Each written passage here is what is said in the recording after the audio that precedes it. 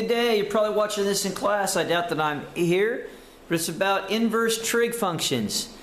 Before we do anything with inverse trig functions, let's review something. Remember on the unit circle, you can only get a second sign answer between here and here.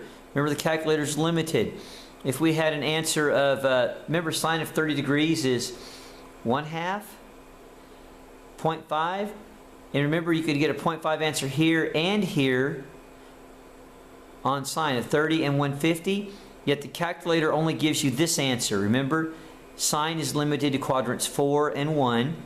And cosine is limited to quadrants 1 and 2. I want to make sure that you remember that. That's a little bit important. And you can see, there we go. X's, cosine is limited here, sine is limited here. You need to remember that today. What is an inverse function? Well, an inverse function is one like this. Suppose we take the function just x plus 3. And you got to remember, f of x is the same thing as y equals x plus 3. And if I want to find the inverse, you just switch places with x and y.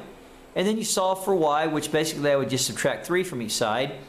And then I would write it in inverse form. That's technically the inverse notation form. But what it means is this. Go back to this equation right here. If x is 5, then my answer is 8, because 5 plus 3 is what? 8.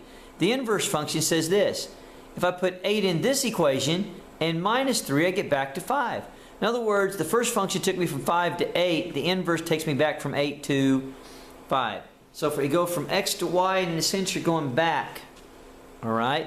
So that's real important. That's what an inverse function is.